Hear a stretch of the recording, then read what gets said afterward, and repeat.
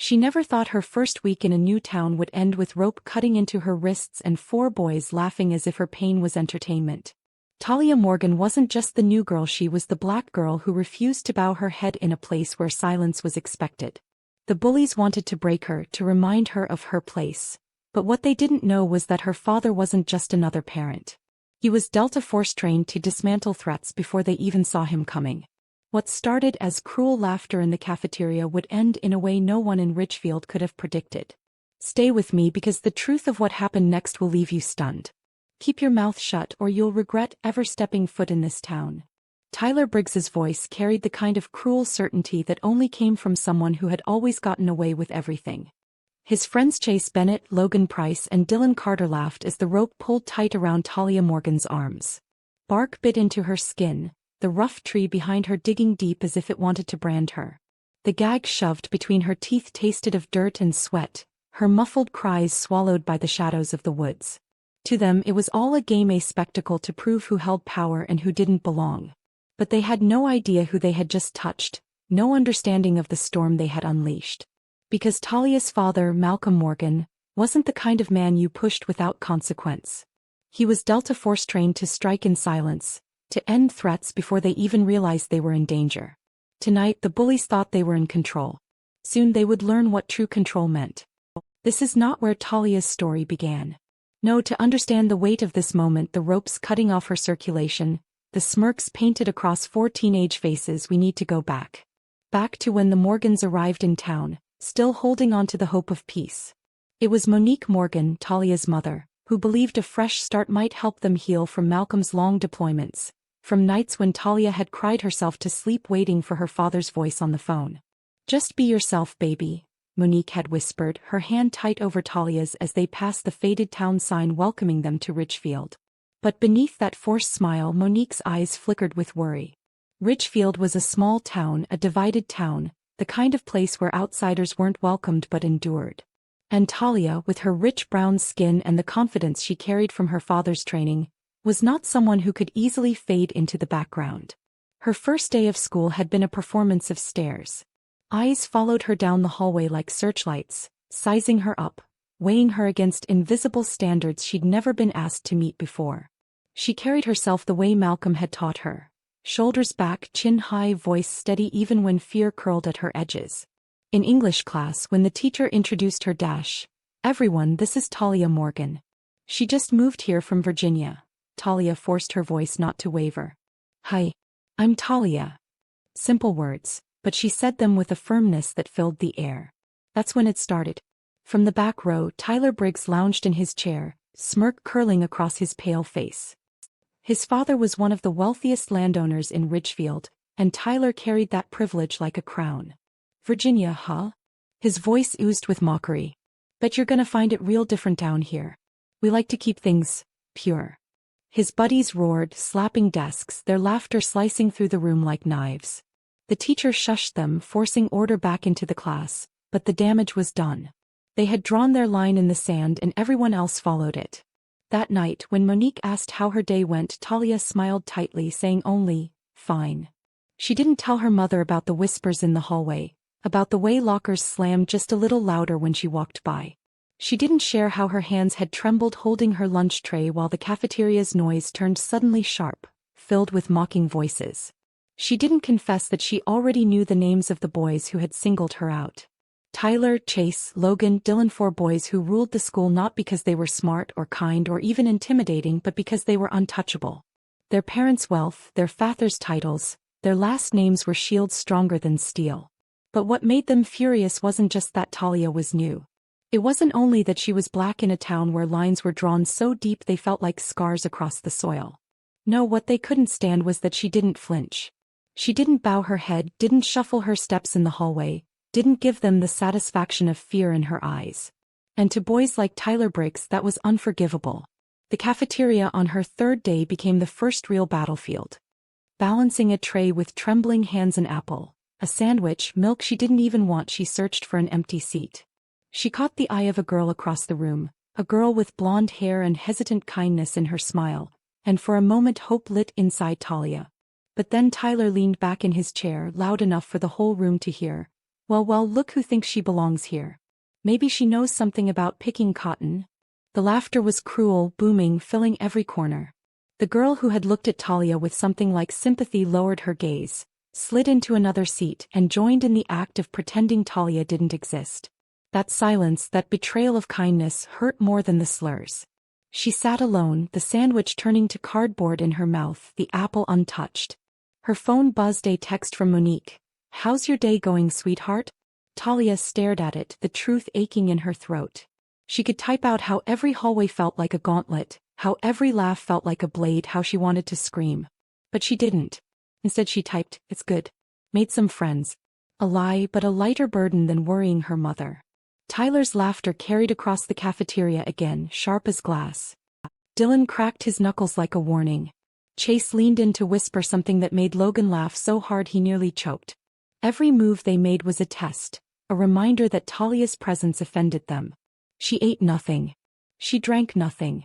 She sat still, refusing to give them her fear. But her stomach twisted with dread, because deep down she knew something she couldn't tell anyone, not her mom, not even herself. This wasn't the end. This was only the beginning. By the end of that first week, Ridgefield High had become a stage where Talia felt every step was judged, every glance weighed, and every whisper sharpened against her. The days blurred together, each one beginning with the same knot in her stomach and ending with the same forced smile at home so her mother wouldn't see the cracks forming. She would tell Monique she was fine, that school was normal, that the teachers were kind, but inside she felt like a guest in someone else's world, a world where she wasn't wanted. Monique tried to make Ridgefield feel like home, cooking Talia's favorite meals, hanging family photos on the pale walls of their new house, reminding her that her father's service meant they had the strength to endure anything. But when the lights went out and the house was quiet, Talia lay awake staring at the ceiling, wondering how much strength she had left to pretend. The cruelty from Tyler and his friends didn't stay hidden in whispers. It grew bolder, more public, like they wanted everyone to see who held power. In chemistry class, Chase knocked her notebook off the table, smirking as pages scattered across the floor. When she bent down to pick them up, Logan leaned over with mock concern and whispered a slur that made her blood run cold. History class offered no refuge. Dylan muttered about how some people never knew their place, his voice just loud enough for her to hear but quiet enough that the teacher didn't. The other students noticed, but no one spoke. Their silence cut almost as deeply as the words themselves. Every insult, every shove, every laugh was like a drop of poison, and slowly it was seeping into her veins. Talia clung to her father's words, the lessons drilled into her since childhood. Stand tall. Think clear. Do not let them break you. She remembered Malcolm teaching her to hold her chin up even when tears burned her eyes. He had said strength wasn't about fighting every battle but about knowing when to endure. So she endured even as the weight pressed heavier on her chest. She didn't want to give Tyler the satisfaction of seeing her cry, but sometimes she would find herself locked in the bathroom stall between classes, pressing her palms to her eyes until the sting faded. The cafeteria became the place she dreaded most. It was no longer just a lunchroom, it was an arena. Every day she walked in, she braced herself. Every day the boys found a new way to draw blood with their words. One afternoon Tyler tipped his chair back and called out, "Careful, fellas. If we let her stay too long, she might start thinking she's equal." The laughter that followed rolled like thunder. Talia kept her tray steady, refusing to give him what he wanted, but her throat tightened so much she could hardly swallow. When she sat down, she realized her hands were shaking. She picked at her sandwich but tasted nothing. What hurt the most wasn't the boys' cruelty, it was how quickly others bent under their pressure. That blonde-haired girl, Grace Miller, avoided her eyes now. She had looked kind once, but when Tyler laughed, she laughed too, softer but still enough to wound. That betrayal stung worse than the taunts because it confirmed what Talia already feared. Standing beside her meant being dragged down too, and no one was willing to pay that price. She was alone and everyone wanted her to know it. The days piled on and with them came exhaustion. Talia began walking the long way home after school, stretching the minutes before she had to step through her front door. She didn't want her mother to see her shoulders sag, didn't want Malcolm still away on duty to hear the break in her voice over the phone. She told herself that enduring was enough, that if she could just make it through the semester things would get better. But deep down she knew Tyler and his friends weren't finished. The way they watched her in the hallways, the way their smirks lingered too long, the way Dylan cracked his knuckles whenever she passed, it was all a promise of what was coming. Friday afternoon, the sky was overcast, clouds heavy and low. The bell rang, releasing the tide of students into the parking lot. Talia lingered, packing her books slowly, hoping to avoid the chaos. When she finally stepped outside, most cars were already gone, the lot quiet except for a janitor's truck and a few lingering voices. She adjusted her backpack straps, deciding to take the wooded shortcut home. It was quicker, and for a brief moment the thought of solitude felt like relief. The air smelled of pine and damp earth as she stepped into the path, leaves crunching beneath her shoes. For a while, it was just the sound of her breathing and the rhythm of her steps, and she almost let herself believe the week was behind her. But then came the sound that froze her blood: footsteps, heavy and deliberate, crunching on the leaves behind her. She turned slowly, and the smirk she dreaded was waiting in the shadows. Tyler stepped out from behind an oak, arms folded across his chest like he'd been waiting all along. "Well, look who it is," he drawled. "City girl who doesn't know her place." Her stomach dropped. More footsteps echoed, Chase and Logan blocking the trail back, Dylan emerging from the side. A perfect trap. Her pulse quickened and her hand shot to her pocket, reaching for her phone. But in a flash, Logan's hand darted forward, snatching it away. He held it high, grinning as her heart sank. "No calling daddy today," he sneered. The woods grew darker with every breath she took, the silence between their laughter stretching like a noose. And in that silence, Talia knew the moment she had been dreading had finally arrived. The rope came out as if it had been waiting for her all along, coiled in Dylan's hand like a serpent ready to strike. Talia's pulse thundered in her ears as she stumbled backward, her eyes darting between the four boys closing in. Tyler's smirk had vanished, replaced by something colder, something that told her this was no longer a game. "Hold her," he ordered, his voice low and sharp, and suddenly the woods didn't feel like woods anymore, they felt like a cage. Chase grabbed her wrist, twisting until pain shot up her arm. Logan yanked the other, his grip bruising, while Dylan looped the rope around her chest and pulled it tight enough to steal her breath. Bark scraped her back as they shoved her against the tree, the rough surface biting into her skin. Her cry was muffled when Chase shoved a rag into her mouth, the bitter taste of dirt filling her throat.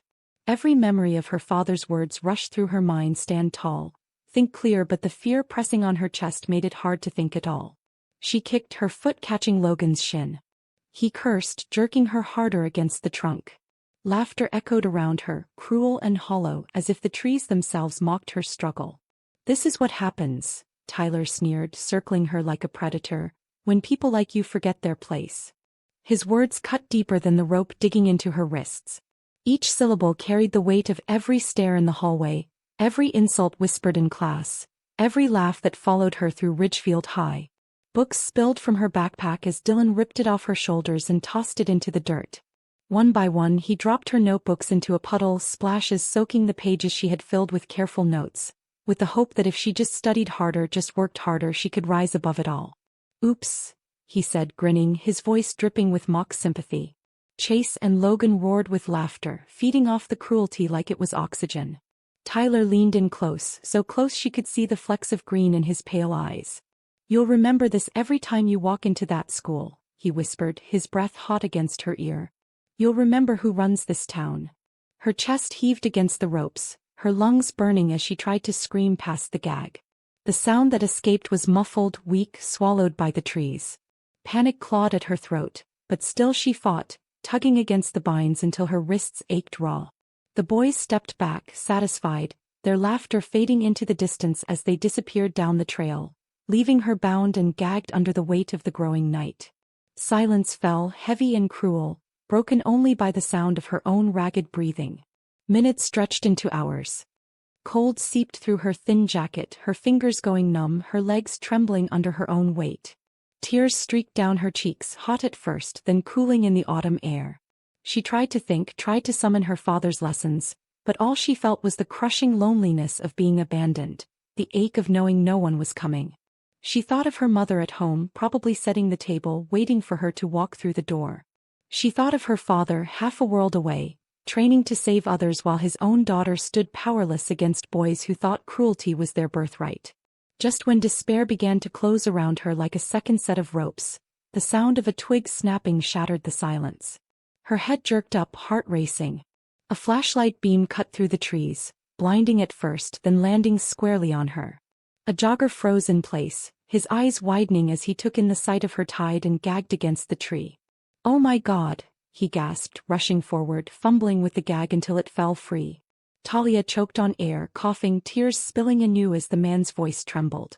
Stay with me. I'm calling 911. His hands shook as he dialed, his breath ragged, his fear almost matching hers. The sirens came quickly, slicing through the quiet woods with their wailing cry. Red and blue lights painted the trees, shadows dancing across the leaves as paramedics swarmed her. They cut the ropes, lifted her trembling body onto a stretcher, wrapped her in blankets that still couldn't chase away the chill inside her bones. As they carried her toward the ambulance, she turned her head just enough to see the tree she had been tied to, the ropes dangling limp as if mocking her. In the sterile hum of the hospital, fluorescent lights buzzed overhead. The antiseptic sting filled her nose as nurses checked her vitals, wrapped her wrists, murmured words of comfort that barely registered.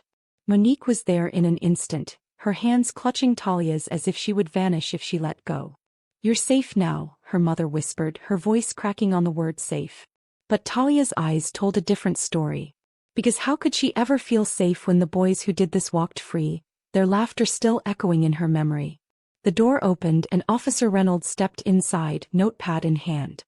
He spoke gently, asking her to recount what happened. Her voice shook at first, then steadied as she gave the names Tyler Briggs, Chase Bennett, Logan Price, Dylan Carter. Each name landed like a stone in the air. Reynolds paused when he heard the first, his eyes flickering with something unreadable. "Briggs," he repeated, his voice almost hesitant. "Councilman Briggs's son." He scribbled something down, cleared his throat and tucked the notepad into his pocket. "We'll look into it," he said softly. Talia's stomach dropped. She had seen it in his eyes, heard it in the measured tone. "We'll look into it" didn't mean justice. It meant silence. It meant protection. It meant the boys would go home to warm dinners and clean beds while her body still trembled from the ropes that had cut into her flesh. She looked at her mother, saw the fury in Monique's clenched jaw, the despair in her eyes. And in that moment, Talia realized the truth she had feared all along: what had been done to her wasn't going to be buried by the dark of the woods. It was going to be buried by the town itself. The word buried echoed in Talia's head long after Officer Reynolds closed his notebook and left the hospital room. She sat in silence, staring at the white ceiling tiles as if they might offer her an escape, but all they gave back was the reminder of how quickly her pain could be dismissed. Her wrists throbbed beneath the bandages, the raw skin a reminder of the rope that had cut into her, of the helplessness she had been forced to endure. Beside her, Monique's hand never let go, her grip firm, her eyes wet but blazing with a rage Talia had never seen in her mother before. "They can't just do this," Monique whispered, her voice trembling. "They can't hurt my baby and walk away." But even as she said it, the weight in her voice betrayed her. In Richfield, power belonged to certain families, and the Briggs name carried more than power, it carried protection. The next day, that protection revealed itself in plain sight.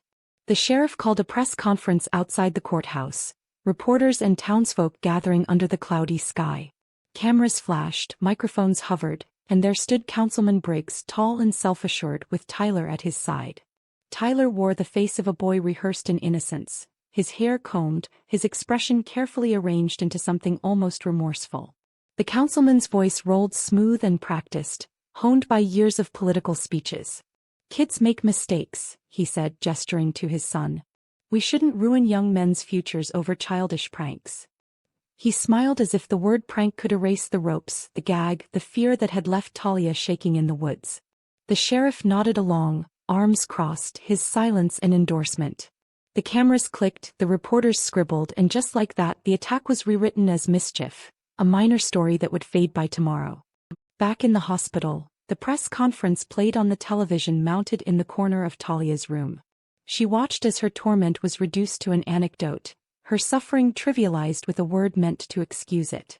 Monique's chest rose and fell sharply as she gripped the remote, her knuckles white. "A prank," she hissed. "They're calling what they did to you a prank." Talia's stomach churned.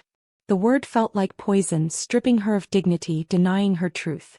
She thought of the rope biting into her arms, the boys' laughter ringing in her ears, the cold that had crept into her bones. Was that a prank? Her hands trembled, tears sliding down her cheeks, not just from pain but from the crushing certainty that this town would never see her as a victim, only as an inconvenience. That night the hospital room was heavy with silence. Monique sat slumped in the chair, exhaustion pulling at her features, but Talia couldn't sleep. Every time she closed her eyes she saw the woods again, saw Tyler's face leaning close, heard his words about knowing her place. Her father's absence pressed harder than ever. Malcolm was somewhere on duty, far from Ridgefield, far from her, and she longed for his steady voice, for the strength that had always made her feel untouchable. Without him she felt smaller than she ever had before. But silence doesn't last forever. The door swung open quietly and with it came a shift in the air. Talia turned her head, her breath catching when she saw him. Malcolm Morgan stood in the doorway, dressed in plain clothes but carrying the aura of a man who had seen battlefields and survived.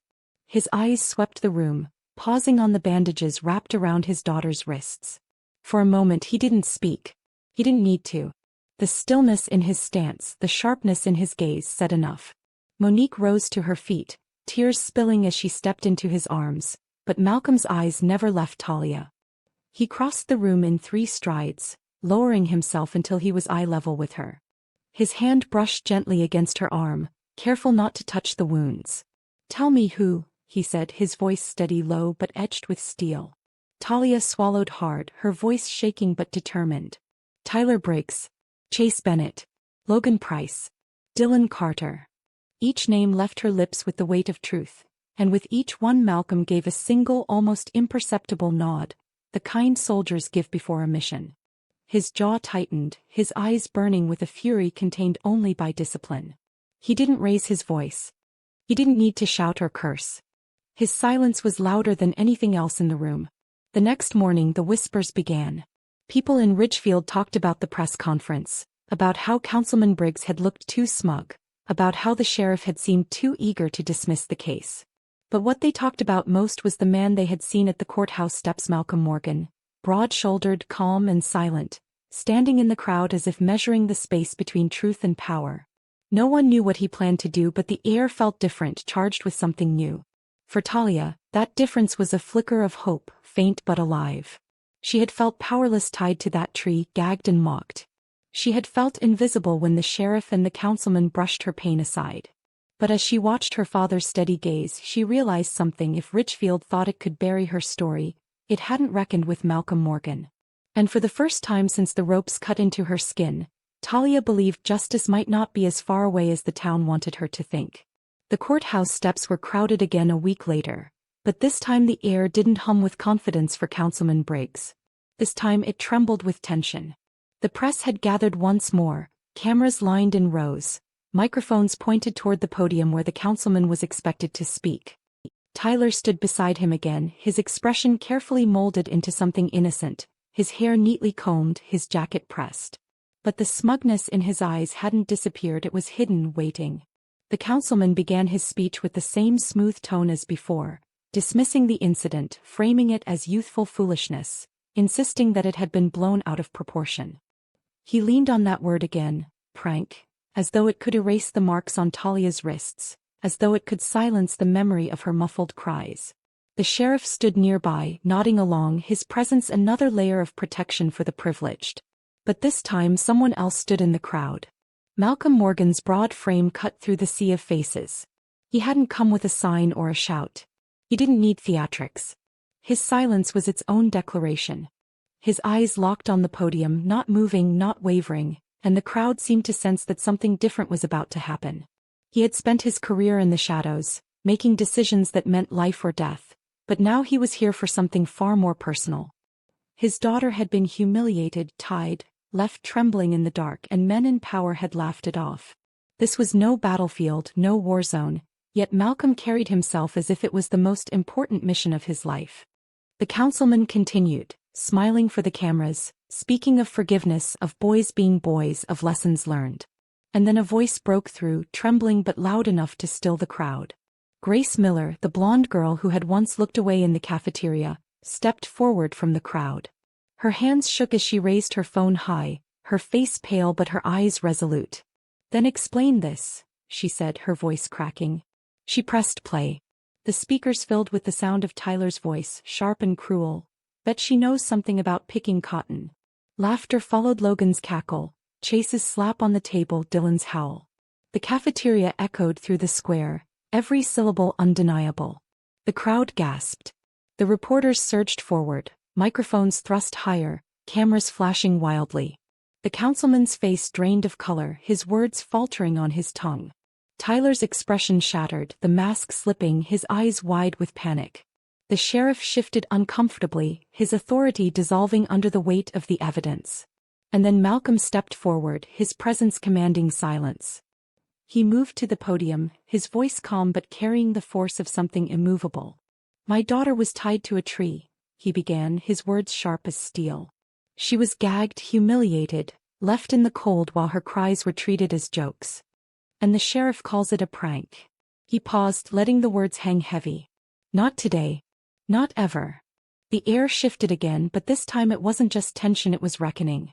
Two men in dark suits stepped forward from the crowd, badges glinting under the cloudy light. They weren't local deputies, not under the thumb of Ridgefield politics. They were federal agents, called in by Malcolm's connections, by the network he had built through years of service. Their presence was undeniable, their authority unshakable. The crowd buzzed, shock rippling like electricity as the agents read charges aloud.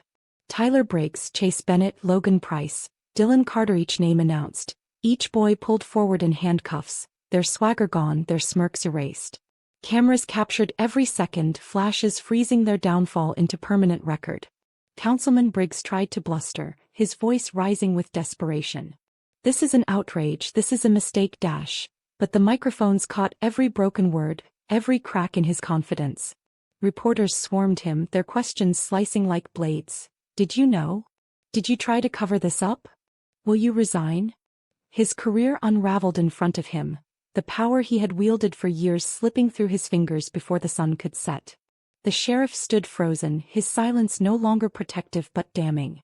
The town that had always looked the other way was forced to see, forced to reckon with what it had allowed. Weeks later, Talia walked back into Ridgefield High. The halls were quieter, the whispers softer, the stares no longer cruel but filled with something different, respect or perhaps fear. The old table where Tyler and his friends once sat was empty, their presence erased as if it had never been real. Grace caught her eye across the cafeteria, not with pity, not with guilt, but with acknowledgement, with the kind of respect that comes when someone finally chooses to do what's right. For the first time since she arrived, Talia didn't feel like prey. She felt like something stronger, like fire rising from ashes. She remembered Tyler's words in the woods, the way he had leaned close and told her to know her place. But now, as she lifted her chin and walked past the empty table, she understood something else. Her place wasn't defined by them, or by their fathers, or by their town. Her place was here, unbroken, unbowed, walking taller than ever. They had tried to bury her, but instead they had planted something they could never destroy. And that's why you never underestimate the quiet ones, the ones who endure, the ones who rise. If you believe justice like this matters, hit that like button, subscribe, and tell me where you're watching from. Because stories like this don't end in silence, and more are coming you won't want to miss. If stories of courage rising against cruelty matter to you, don't forget to hit like, share this video with someone who needs to hear it, and subscribe so you never miss the next one. And tell me in the comments, if you were standing in Talia's place that day, would you have stayed silent or spoken out no matter the cost?